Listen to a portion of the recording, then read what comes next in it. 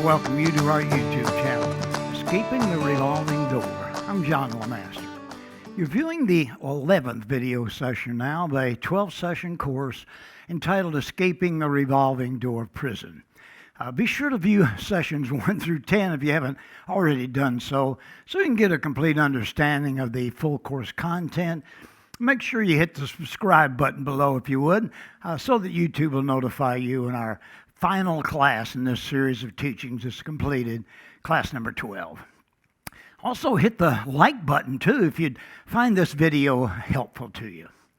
In our last session, class number 10, we began a study on the 6th reason the inmates attending our class gave us reasons why men and women end up being repeat offenders. They said they grew up in dysfunctional homes, the influences of which caused them to face a lot of difficulties late in their lives, overcoming those negative influences of their neglectful, abusive, and unstable family background that contributed to them having difficulties in establishing healthy adult relationships, and also had a lot to do with their difficulties that they faced in their marriage relationships. In class number 10, we covered negative family influences, how they affect us, and then what we can do to begin to overcome the hindrances and handicaps imposed on us by family dysfunction during our formative years. We did this by first defining what a dysfunctional family is and how it is different in comparison to a functional and healthy family. And next, we gave an example of a dysfunctional family in the life of a biblical character by the name of Joseph. Then we described the 4 types of parental styles that are represented in a dysfunctional family, along with some common problems that are associated with those parental styles. And to understand what the long-term consequences of family dysfunction are, we presented a 17-question test that demonstrated how those 4 types of parental styles of dysfunctional home affect us by analyzing the impact of each question that shows how we were affected. Then finally, we highlighted a 7-step method that we can begin to use to overcome the effects of a dysfunctional family background. In this session, class number 11, we'll be teaching on the second part of this 2-part series on the 6th reason given by the inmates why men and women reoffend. We'll be covering the subject of developing better relationships in friendships and in marriages. In order to develop better relationships, the first thing we're going to have to learn how to do is to communicate more effectively.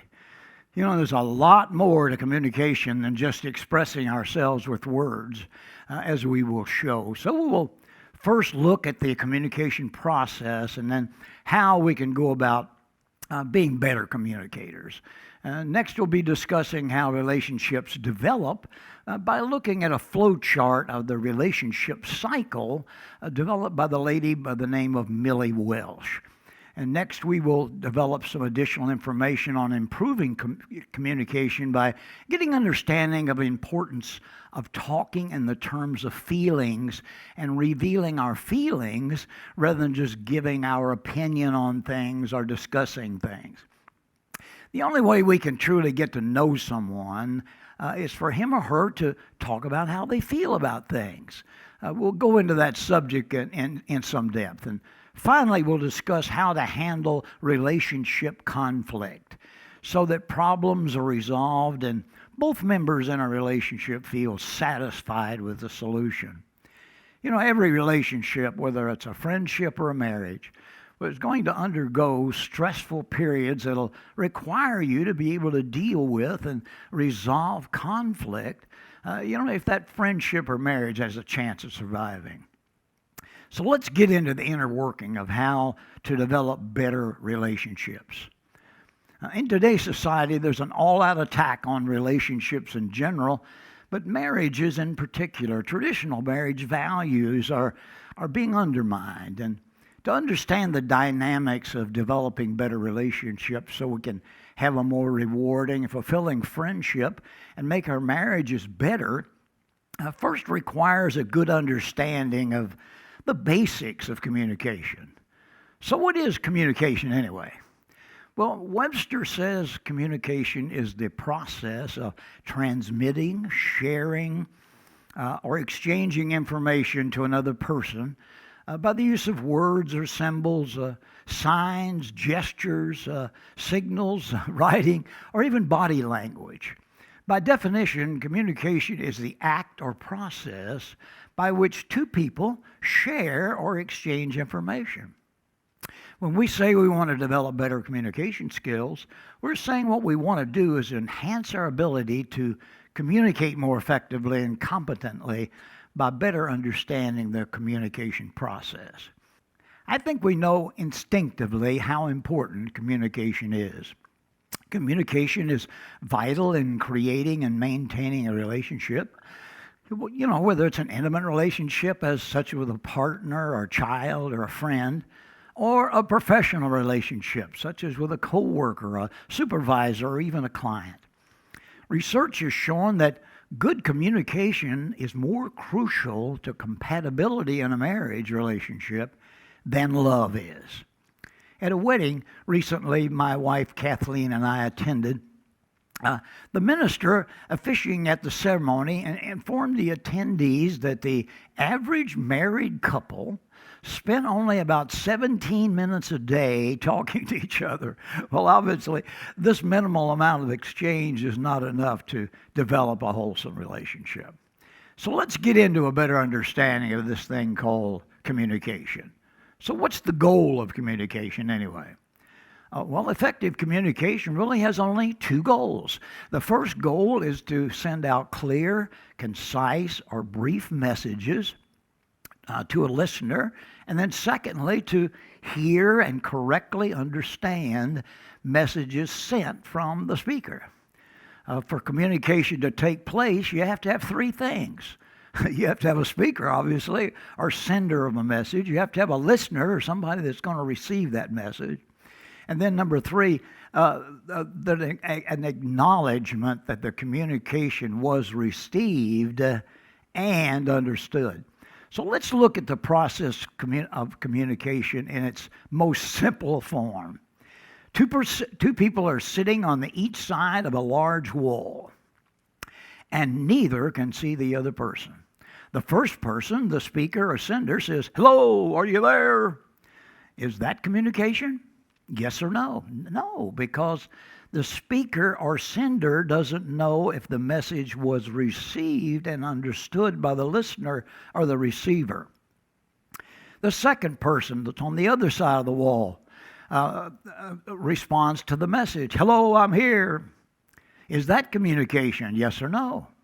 Well, no, because the first person, the speaker or sender, has not acknowledged that the message from the second person, the listener or receiver, has been received and understood. The first person hears the response and responds, "Glad you're there. Thanks." Is that communication?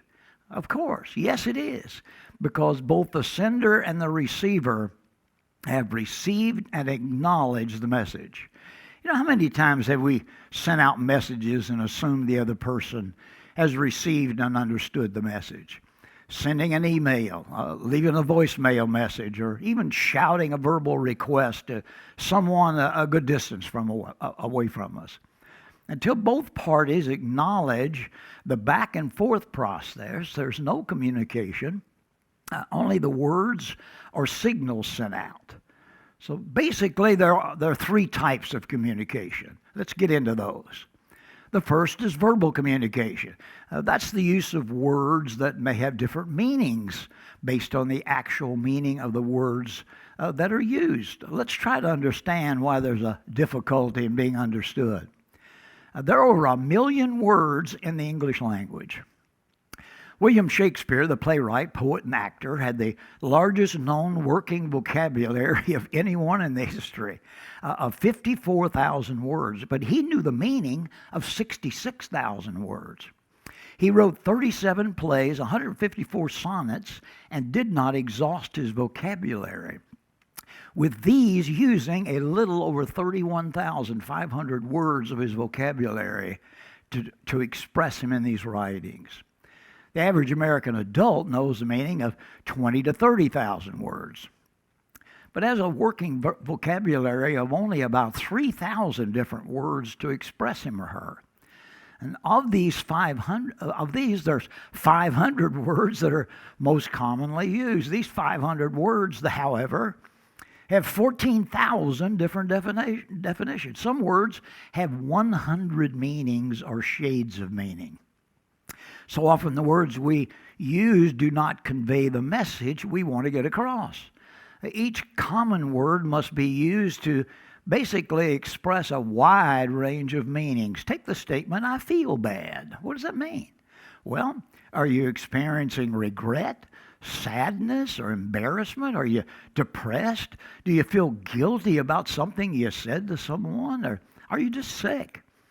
That's why it's critical for the listener to ask, what I hear you saying is, and the speaker respond to that, yes or no. Really, what I meant was to clarify the message. How loud our voice is when we speak can affect the meaning. A soft, smooth voice is comforting, like the word spoken to a child.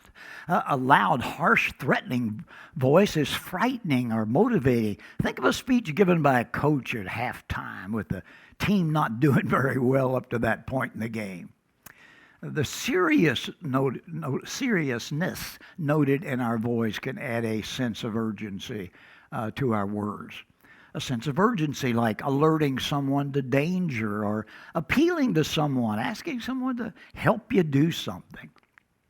And then the speed of our words can also have an effect. A slow, deliberate delivery done to make a point in an argument, or a fast, abrupt delivery to get someone's attention. The second type of a communication is called nonverbal communication. These are messages that we send through our posture, our gestures, our facial expression, and our body language. As we'll find out a little later in this session, these account for 93% of what is perceived and understood by other people, while only 7% is by the words we use. The third type of communication is called paraverbal communication. Have you ever heard the saying, it's not what you say, but how you say it? Well, it's true. This type is the inflection, the pacing, the pitch, and the tone of our speech I just mentioned.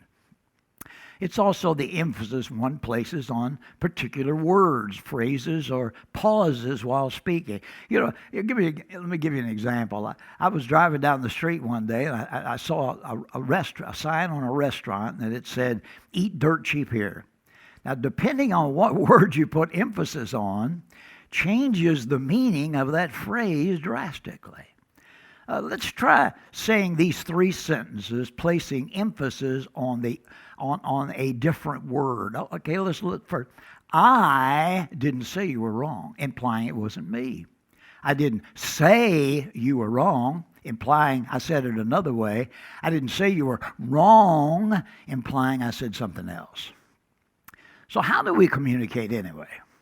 Well, when we speak, to someone, 6 messages actually can come through.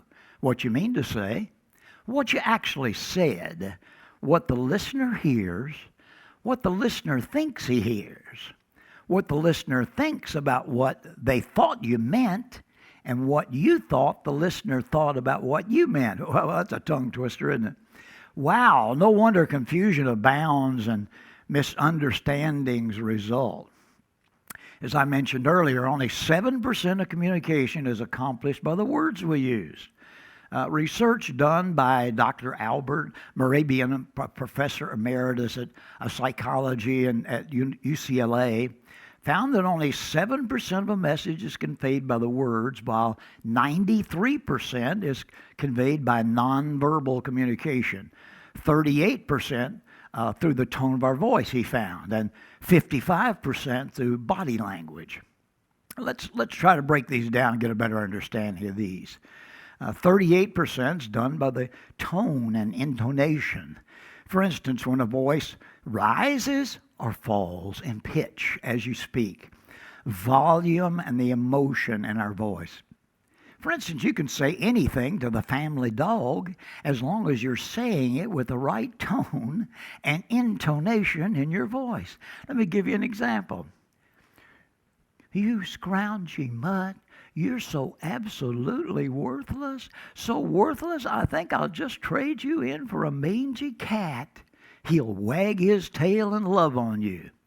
But if you change the tone and you say this, you're the sweetest dog ever, and I'd never trade you for anything, he'll hunker down like you just whipped him with a stick. 55% of body language, that's facial expression, gestures, posture, signs of impatience, respiration, eye contact or lack of eye contact, and even silence. Is that silence a sign of acceptance or rejection that you use? The primary way we communicate emotions is our face, our eyes, and our body. Our face reveals our inner feelings: enthusiasm, energy, confusion, boredom, sadness, happiness, frustration, anxiety, those kinds of things. Our eyes are particularly expressive in telegraphing joy, or sadness, or anger, or confusion. How our body communicates, our posture and our gestures give the listener a lot of information. Crossed arms and legs signal a resistance to your ideas. They're physical barriers that suggest to the other person that that they're not open to what you're saying. Erect posture with back, shoulders back, and gestures made with palms facing down shows power. Maintaining good posture commands respect and promotes involvement. Eye contact, on average, Americans hold eye contact for somewhere between 7 and 10 seconds, and longer if we're really listening to someone. Eye contact is extremely important in building trust and in relationship building. Eye contact is perceived as you're liked, or you like someone you're making eye contact with. And then body language and tone are considered more honest forms of communication than are words, because you can carefully craft your words. But your nonverbal communication is going to give you away every time. Meanings that a listener attaches to these signals of our body language are based on mere hunches, not on facts, so they contribute to misunderstanding of the message we intended to get across and often result in misinformation. Since a listener has only a hint of the idea of your meaning when you speak, they make the best possible guess and then try to later on find out if the message they thought you were conveying is the accurate one. The problem is they're reading too much of your nonverbal communication and placing more substance to it rather than listening to the words we speak. We'll go into how we can make our message clearer later in this teaching on the responsibility of the speaker and the listener. So the problem with communication is we aren't truly listening to what the speaker is saying, but reading his or her nonverbal signs, such as gestures and tone of voice. Let's see what else causes us not to actively listen. And David in Psalms 139:14 says, I praise you, Father, because I am fearfully and wonderfully made. We were made wonderfully complex. The human body is a unique design of multiple systems all working together. The cardiovascular system gives you energy. The muscular system gives you the ability to move and lift and hold things. The digestive system processes food into energy, and your immune system keeps you healthy. Then you are blessed with a brain so that you can think, process information, and create. Computers can outdo the human brain in raw calculating power, but are primitive when it comes to performing most reasoning tasks. Even with the latest artificial intelligence craze in the computer world, with its latest developments, still can't compete or compare to the power of the human brain. The Hubble Space Telescope, for you computer geeks, generates 10 terabytes of data per year. That's 10,000 gigabytes. Your brain has the capacity to store 250 years worth of data, just to show you how awesome God created this brain of ours. Therein lies the problem when it comes to listening. Our brains are so powerful they can process information coming to us from someone speaking we can do it at a much faster rate than the words that we are hearing.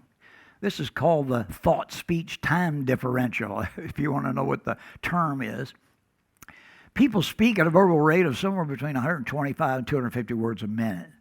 But our brains process the information received at 1,000 to 3,000 words a minute, or a minimum of 4 times up to 24 times the verbal rate we're listening to. So what goes on with all that extra processing time that our brain makes available to us? We don't have time to investigate these thoroughly in this video, but here are some of the things we do with this extra processing time our brains make available to us. And it's been called the major barriers to listening. First of all, we formulate and practice a reply.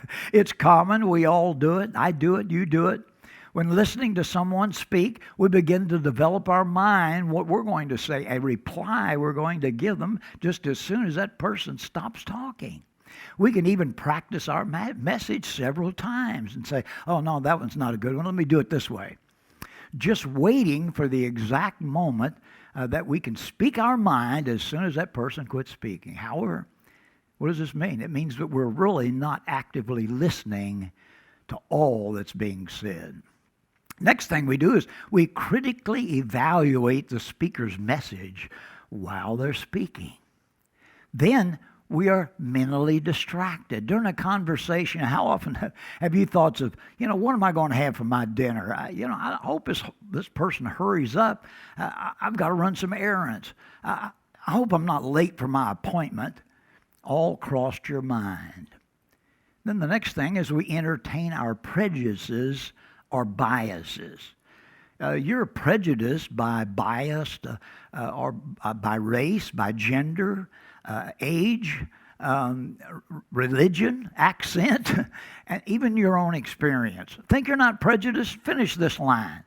I do not listen to liberals, fundamentalists, conservatives, Democrats, Republicans, divorced people, old people, fat people, kids, actors, TV preachers, etc. You get the idea. And then we react to trigger words. The speaker makes a statement you find offensive, so you determine not to listen after they make that statement. And then we daydream. Daydreaming can occur when we hear something that sets off a chain of unrelated thoughts in our head. We become distracted by our own world and adopt a faraway look in our eyes as we entertain those thoughts. And then we put up our selective filters at work. Each of us is equipped with a screening system to limit signals coming from TV, magazine, friends, enemies, bosses. First of all is selective listening. We ignore or screen out parts that we dislike or which disagree with our own belief system. Next one is selective perception. We hear what we want to hear. We see what we want to see, and we filter out what we don't want. Then we got selective retention. We tend to recall in part, then discard pieces of information that don't match our own views. Now let's look at the responsibilities of the speaker and the listener in communication to make sure the message gets sent and received properly. The speaker's responsibility is to clarify the message until he or she is certain the listener's understanding matches the intent meant. The speaker must not assume that the listener has received the message the way it was intended. So feedback from the listener is required. The speaker must make sure the listener understands exactly what was meant. The listener's responsibility is to check out the message heard to make sure it matches the message the speaker intended. The listener must allow the speaker to have the floor until he or she is finished. Obviously, don't interrupt. The listener must suspend judgment until what they hear matches the meaning intended to be conveyed by the speaker. So how do you make sure the messages are clearly received? We do that by clarifying the message by asking questions. Let me give you this example. Speaker, what I want to get across to you is, the listener says, what I hear you saying, express it back in different words. Then the speaker says, no, what I really meant is this. Amplify on the original statement. I want to hear you. I want to be heard. I want to understand you. I want to be understood. It takes a lot of concentration and determination to be an active listener.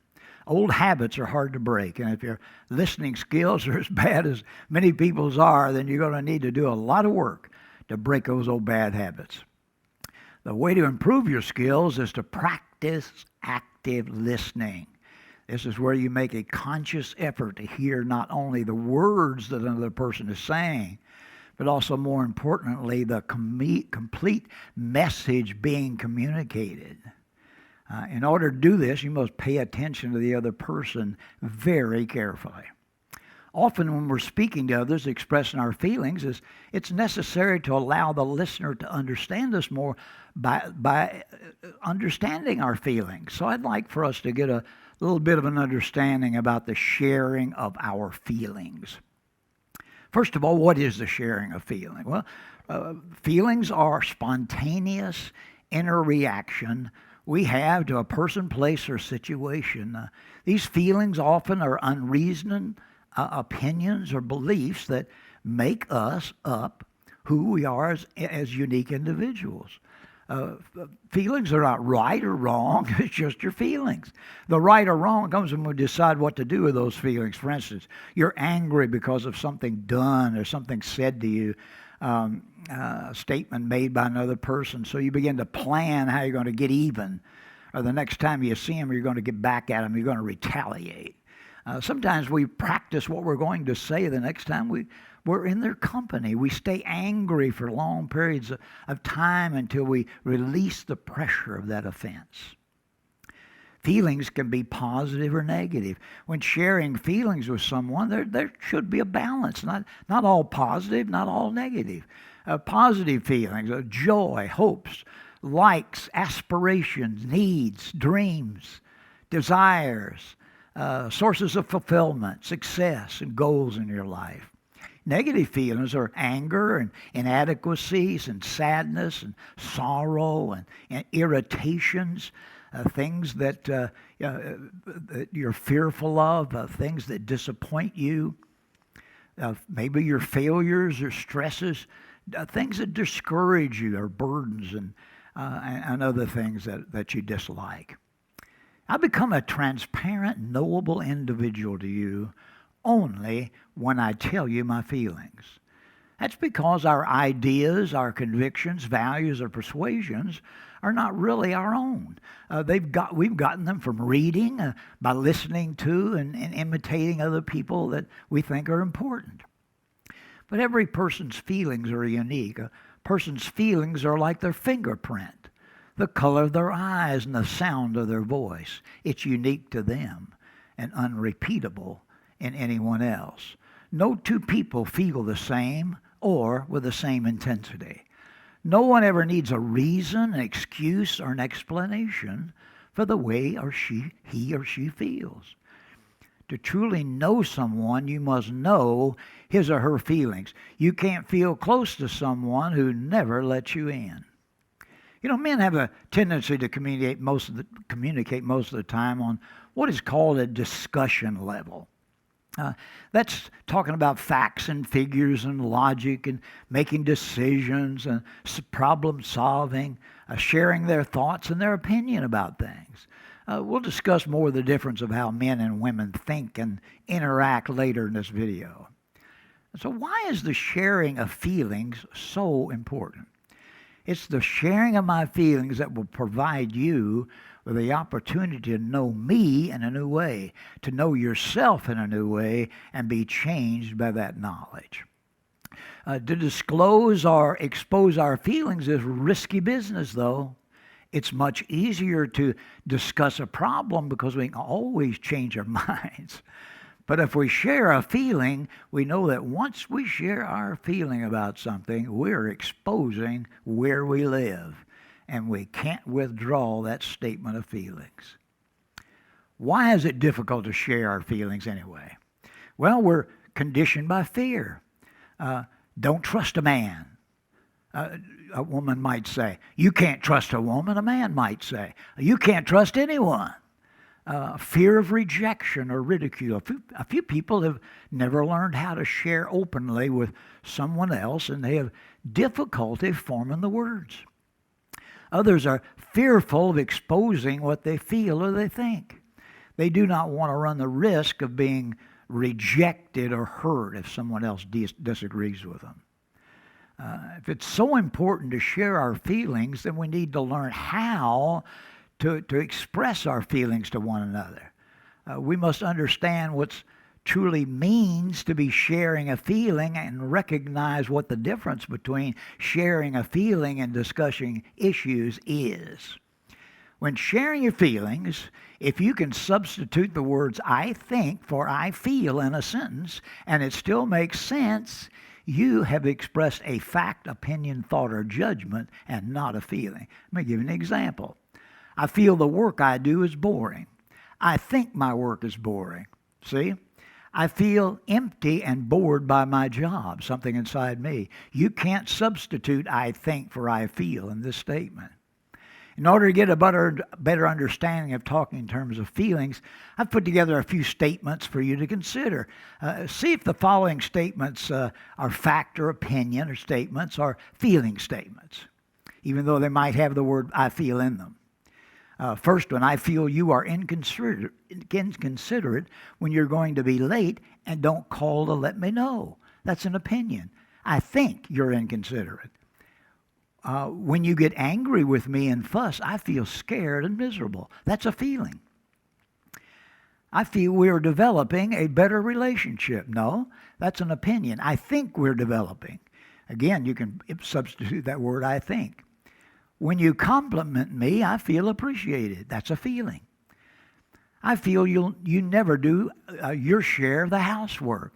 That's an opinion. I think you never do that. Again, substituting that word. I feel embarrassed when you criticize me in front of my friends. That is truly a feeling. So, goals. What are the goals of sharing our feelings? First of all, to empathize. Empathize is feeling with or understanding or taking on another person's feelings. And the next goal is to ventilate, emotional clearance before fruitful discussion begin. You've got to get those feelings out in the open to release pent-up hurt or anger. Then mutual understanding, not victory. And transparency, to know and be known. When sharing feelings, there are some guidelines for you. Don't try to solve problems. Don't suppress the free flow of feelings by interrupting the person. Don't try to reason things out. Well, I don't know why you feel that way. Avoid confrontation. Avoid showing hurt. And use I feel, not you statements when you're making statements. Honey, I feel scared when you drive recklessly. Not, you drive like an idiot. You're going to get us all killed, you fool. See what I'm saying? Avoid red flag or trigger words when describing things or describing feelings. You always forget. You're never on time.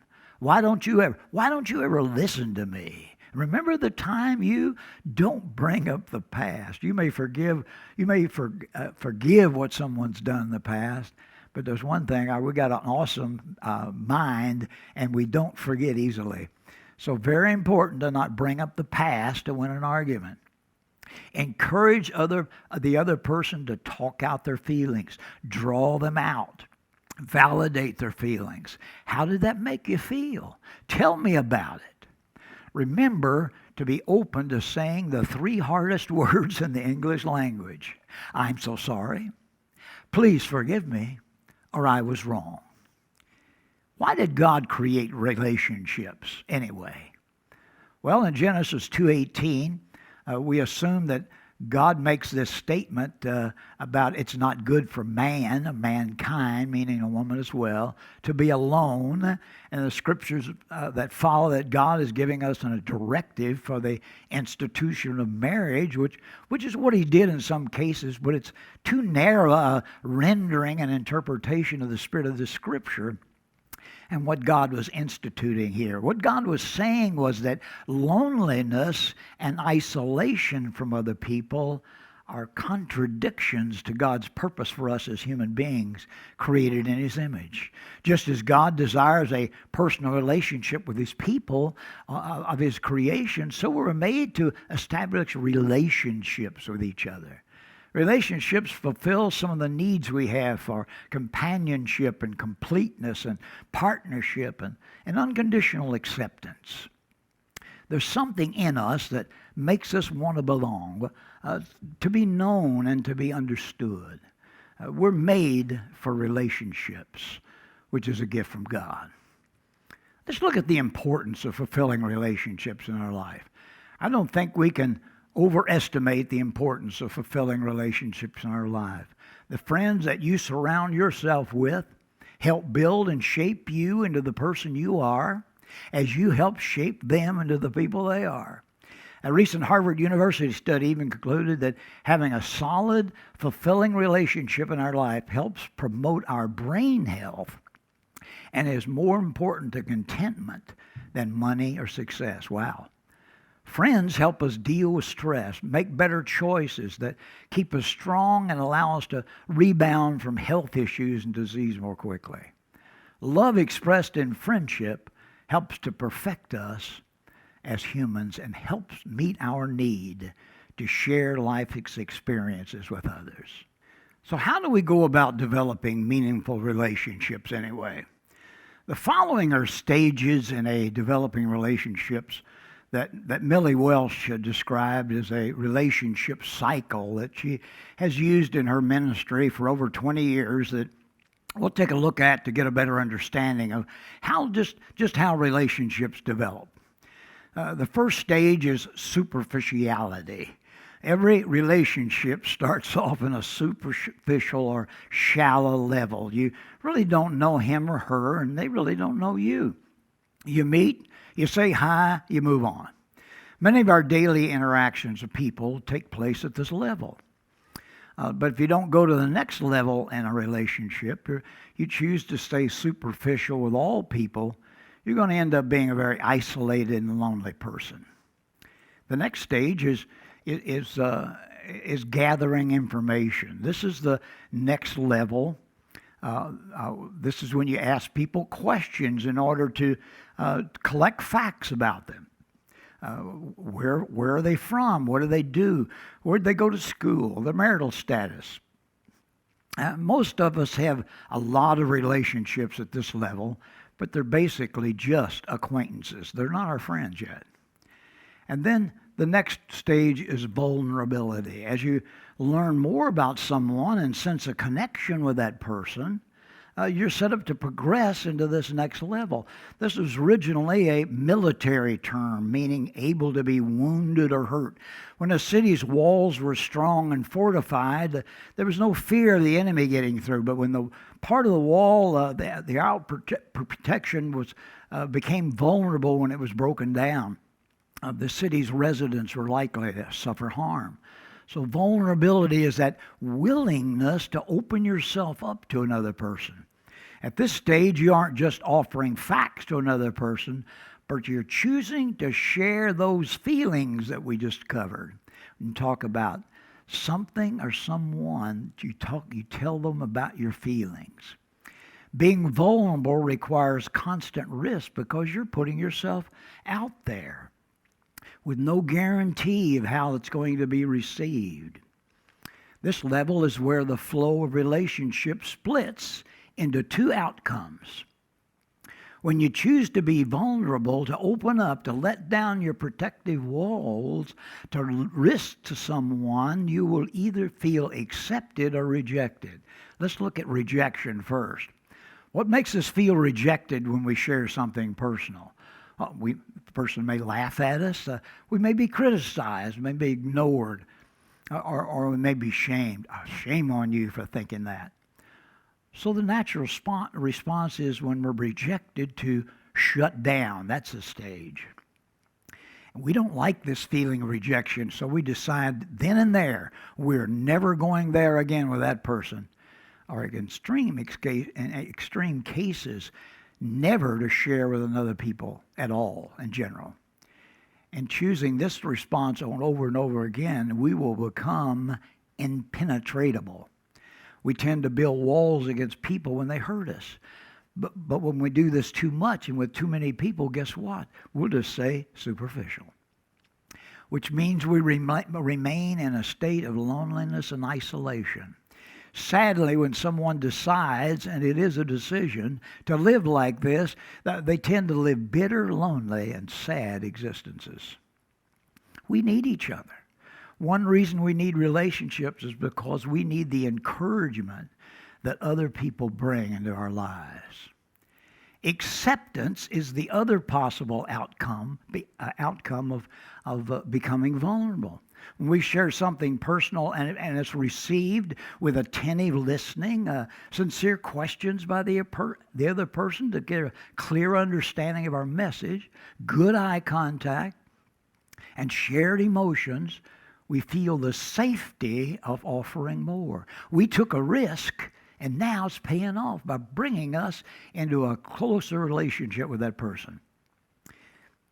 When we feel accepted, this causes us to offer to share more of our feelings. So we go into the next step of self-disclosure. In this stage, we share more depth and more meaning, both the negative and positive feelings that I've mentioned earlier, that are the significant things that reveal who we are as people.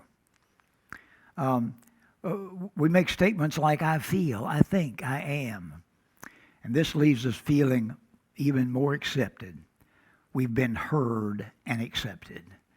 And then the next stage, known and understood. As we feel known and understood, we experience something called unconditional love. This is love with no strings attached. It's a love that doesn't say, I love you if, it says, I love you, period. Unconditional love is not based on anything we do or don't do. It's wholehearted, unqualified, unreserved, unrestricted, unquestioning love. And as others feel known and understood, they also experience unconditional love, which leads to more self-disclosure, thus creating a cycle of relationships that are deep and meaningful and supernatural. Life is not about you. It's not about me. It's about you and me pursuing a relationship that honors and reflects God in us and results in a magnetic and appealing way of life. We are made for relationships with each other, but ultimately with a God so personal that He sacrificed the most treasured relationship He had with His only Son so that we could really know Him. Now let's get into how men and women are differently. I mentioned that earlier. Are men and women really different other than their physical differences? Well, absolutely. If you're going to develop a relationship, it's valuable to know how men and women differ, especially if you're going to develop a relationship with someone of the opposite sex. Men and women are motivated differently. Men are motivated and empowered when they feel needed and they need a woman's admiration and respect. Read Ephesians 5:25 through 33. Women are motivated when they feel appreciated and need to feel that they're not just taken for granted. Men communicate facts. Women communicate emotions. A woman wants meaningful communication and a memorable conversation. A man's brain operates so differently from hers. Those who are married, this very truth makes it difficult to establish and maintain closeness. Number two, a man's identity is achievement-oriented. A woman's identity is relationship-oriented. Isn't that interesting? A man's sense of self is defined through his ability to achieve results, through success, accomplishments, his job. In general, men are more interested in achieving goals and proving their competence rather than dealing with people and their feelings. Men rarely talk about their own problems. On the other hand, women value love, communication, beauty, and relationships. A woman's sense of self is defined through their feelings and the quality of her relationships. The bottom line, talking, sharing, and relating are how a woman feels good about herself. Number three, men are solution-focused, women are feelings-focused.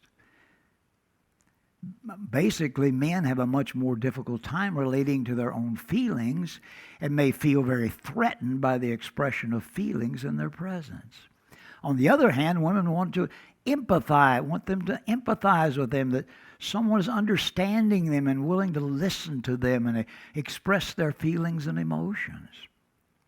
Whereas the man wants to simply solve the issue, women want to be heard and understood. Instead of solving the problem, the woman's desire is to have her feelings and emotions validated. And then the fourth difference, men want activity, women want relational connection in relationships. Here are a few differences in the way women look at closeness. Feelings and emotions, deep emotional connection, daily time sharing their heart, the ability to cry easily at emotional moments, a sensitivity to know immediately when feelings are being hurt. Men have a little idea about these concepts of closeness. They're more fact-focused, so they look at their list is a little different.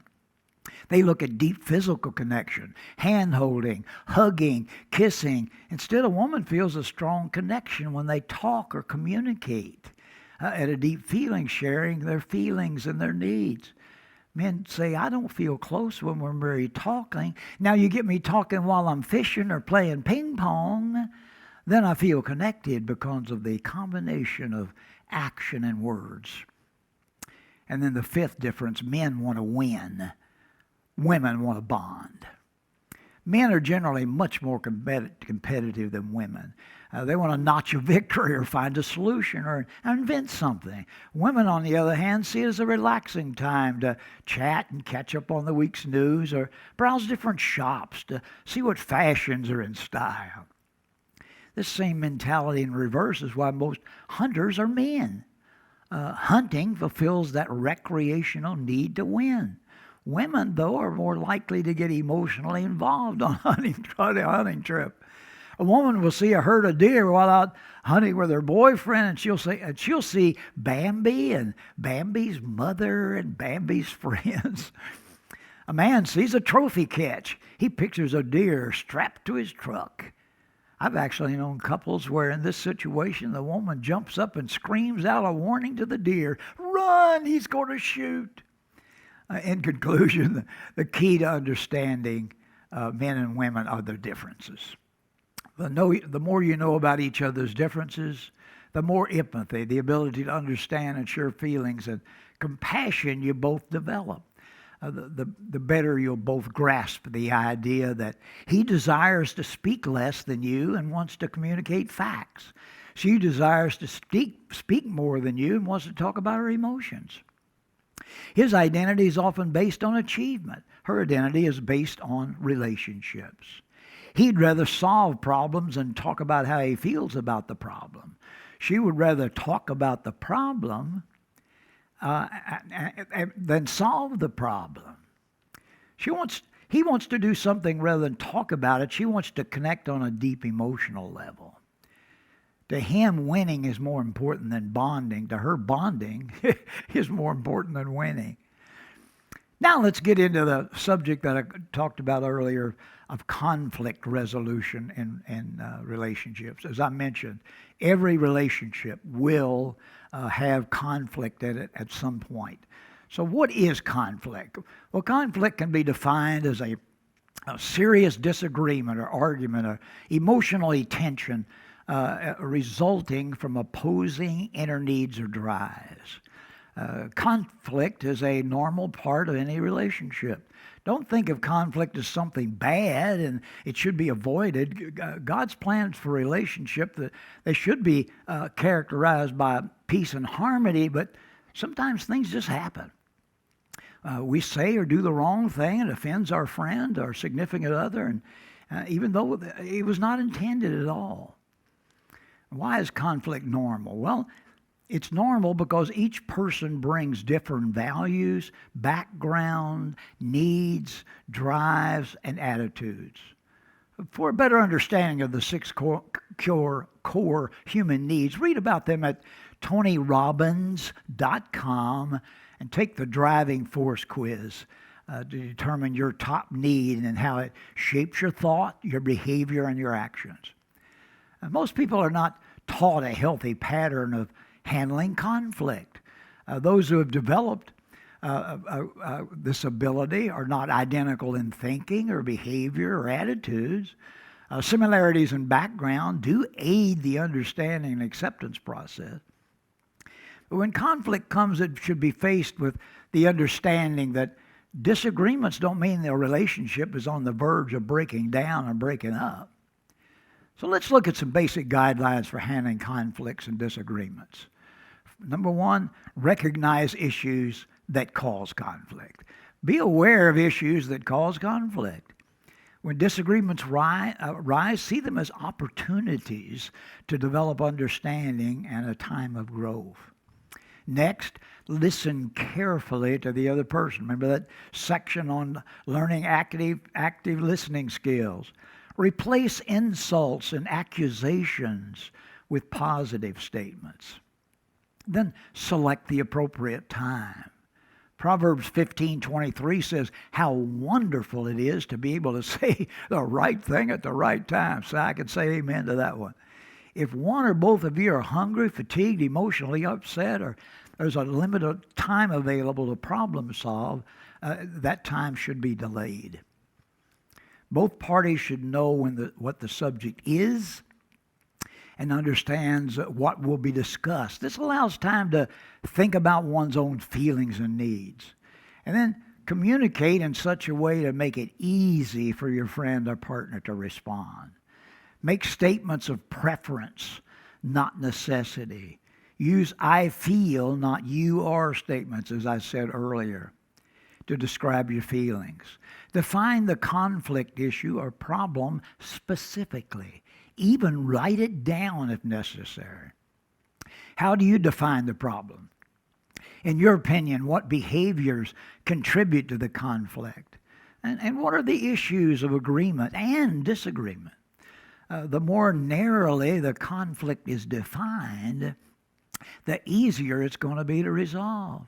So the more general the definition of the problem, the more difficult it is going to be to resolve. Identify your own contribution to the problem.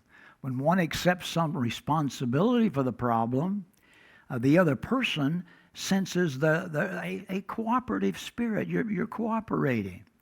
And be sure to state clearly what you'd want to talk about. And then next, help resolve the problem or problems. Identify alternatives. Think of as many solutions as possible. A large number of alternatives promotes flexibility and eliminates my way or the highway mentality. Identify solutions that meet the needs of each person involved in the conflict resolution. And then decide on a mutually acceptable solution. Evaluate all those alternatives I talked about. Look at each option. What will be required to bring the solution about?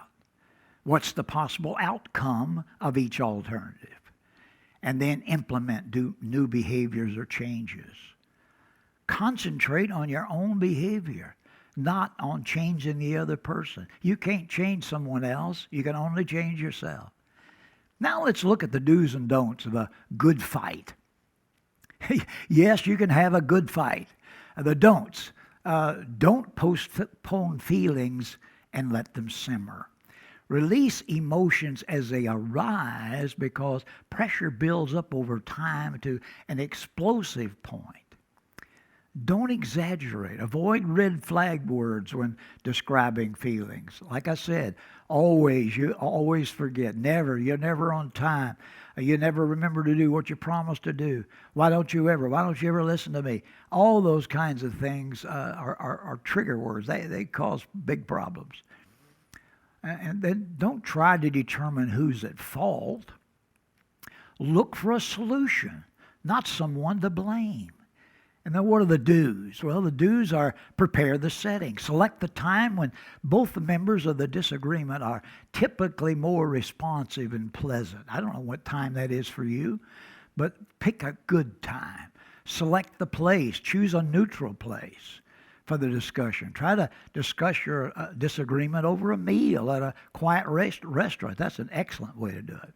No interruptions. Turn off your phone. Don't check for messages. I've seen so many couples do this. While one's telling their feelings, they're down there checking to see what messages they got. Attack the problem and not each other. Listen and ask questions to clarify the other's point of view.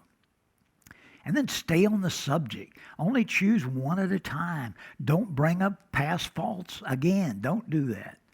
Offer criticisms, but only with solutions. Identify alternatives, as many solutions as possible. When you're wrong, admit it. And when you're right, keep it to yourself and shut up. Give respect. You know things you can say and the ways you can say them are guaranteed to make your friend are made angry. Avoid those statements. And don't forget prayer. Prayer is a definite and a great aid to problem resolution. Ask God to help you both see a solution to your problem. If this class has been of benefit to you, please subscribe by clicking on the subscribe button below so that YouTube will notify you when class number 12 will be available for viewing. And be sure to tune into our next session of Escaping the Revolving Door of Prison, session number 12, our last session, entitled Breaking Loose from Your Past, when we will be discussing how to overcome the stigma of your past mistakes and the contempt you will receive after you're released from prison because of your felony conviction. This is John LeMaster saying, I'll be looking for you in our next session.